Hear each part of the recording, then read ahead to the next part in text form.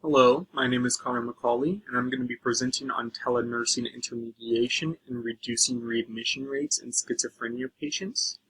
This is a presentation I gave for my evidence-based class with Lynn and Olivia. However, I will be recording it for my senior capstone portfolio. Before you is our poster presentation, which is a summary of all of our research and evidence we conducted, and I'll go on to the presentation. So like I said, this was a presentation given for my evidence-based class, and we presented on telenursing intermediation and reducing readmission rates in schizophrenia patients.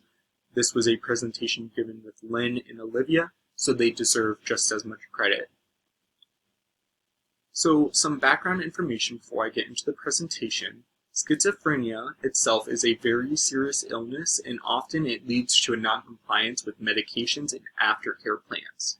Additionally, patients with schizophrenia often experience symptoms like delusions, paranoia, hallucinations, disorganized thoughts, and disorganized actions. When we did our research, it took a look at multiple different forms of telehealth interventions. So some of those different interventions were included, such as mobile health, RPM, or remote patient monitoring, asynchronous videos, and live video sessions as well. So telehealth has aided these patients in their aftercare plans and has shown to lead to improvements in patient-staff communication. So the patients felt that they were portraying exactly what they needed to, and that the provider was receiving or receptive to what the patient was saying, as well as medication adherence increase and patient personal insight. There was also a decrease in psychopathological symptoms and a decrease in the visits to emergency room, as well as rehospitalization rates for the patients who have schizophrenia, and telehealth nursing interventions were used. So now we can take a look at the PICO question we decided to use. So for those of you who do not know, a PICO question is a question that kind of looks at a specific community with a specific problem over a specific time frame.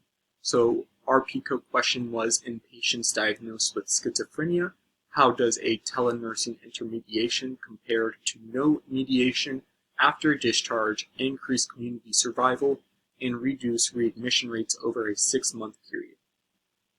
So to break that down, in patients with schizophrenia, how does telehealth increase community survival and decrease readmission rates over a 6-month period? So how we got to our research, we used 2 different samples, PubMed and SynHaul, and in those samples we decided to use search terms as well as to use criteria to limit the results we got. The search terms we decided to use were schizophrenia and telehealth or telenursing or telemedicine, and readmission or rehospitalizations. As well as the criteria we decided to include was we wanted the most up-to-date information, so we only included information within the past 10 years, so it had to be published within 2013 to 2023, as well as the information had to be free in full text as well as in English. After we used that criteria in those search terms, we were left with a total of 53 articles. 5 of those articles were from PubMed and 48 of those articles from SynHaul. 23 of those articles did not meet PICO question criteria, and 6 of those articles could not be accessed, as well as 10 of the articles were excluded for content. After that, we were left with 14 eligible articles, and 3 articles were removed for a lack of information. After all of that, we were left with a total of 11 articles in which we conducted our research on. So let's take a look at the levels of evidence in which we had. So we had 3 systematic reviews. So systematic reviews take in multiple research studies and multiple randomized control trials, and it kind of summarizes the results of all of them together in order to get one systematic review. Additionally, we had 7 randomized control trials as well as 1 qualitative study. We've decided to include this qualitative study as it shifts the perspective from the healthcare perspective, where our articles 1 through 10 are focused solely on how healthcare providers kind of view the patient's care and how the patient is reacting to that care, whereas 11 looked more at how the patient views their care and how the patient views their reaction to the care. So this 11th row, our qualitative study, is focusing solely on the patient's perspective. So now we can go on to our outcome synthesis table, and this is just a table which we took all the results and we summarized them into a table in order to make it easier to view. So when we take a look at that 11th view, the qualitative study, we can see that from the patient's perspective, there was an increase in employment rates, an increase in family involvement, an increase in fitness, an increase in nutrition, an increase in quality of life, an increase in safety.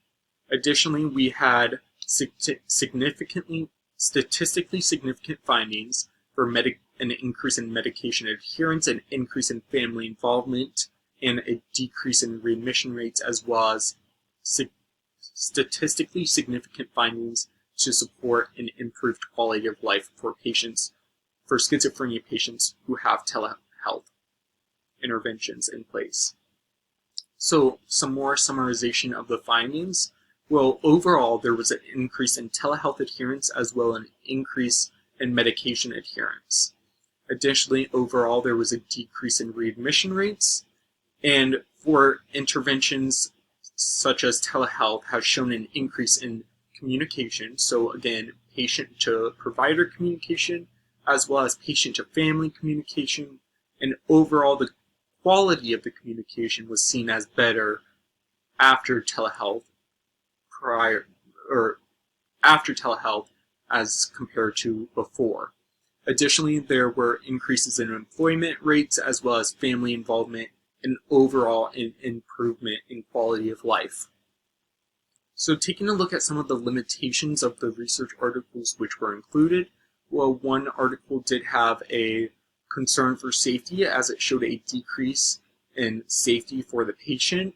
Additionally, there were concerns as a lot of the information that was included, such as communication, family involvement, fitness, nutrition, quality of life, and safety, can be subjective based off the patient and caregiver's experiences. So a lot of that information is hard to track, and it is based solely on the emotions and experiences of both the patient and caregivers. So let's take a look at our recommendation to change now. So we advise the implementation of telenursing before discharge in order to improve community survival as well as decrease readmission rates. Also, when we did this research, we took a look at what type of patients this would work best on. So schizophrenic patients lacking support outside the hospital. So these patients don't have the family members or the friends to remind them to take their medication or to follow up on their healthcare plan.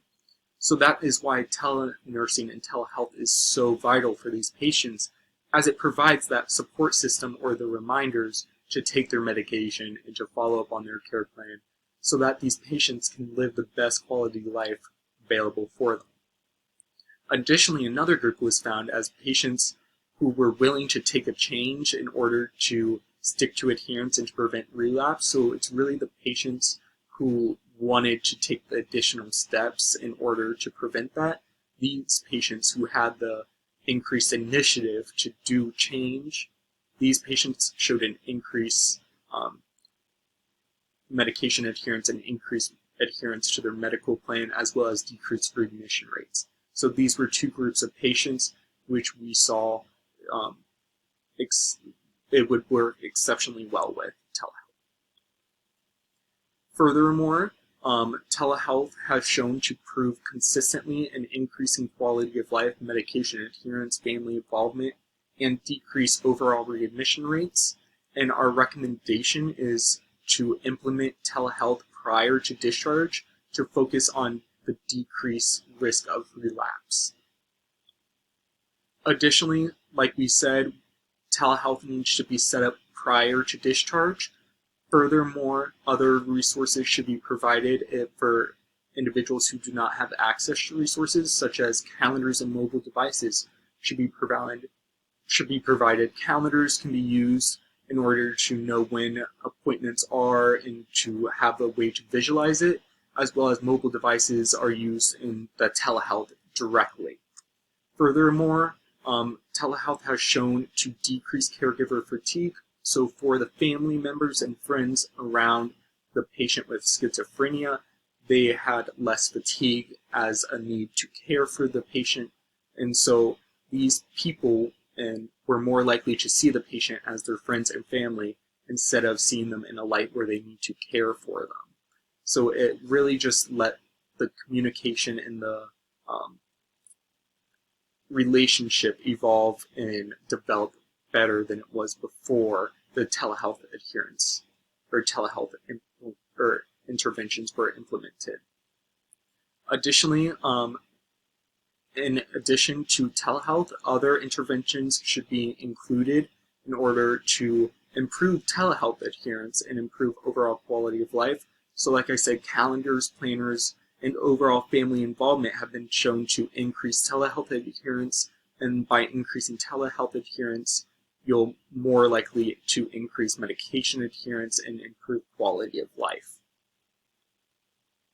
So right here we have our reference legend, but to summarize our findings found that patients who were set up with telehealth were more likely to have a increased medication adherence, and when they were more likely to take their medications, they were more likely to experience the positive symptoms of the medications, and thus more likely to continue on with their current medical plan and continue on with telehealth and their medication adherence, as these patients were seeing the positive benefits of their medications due to telehealth.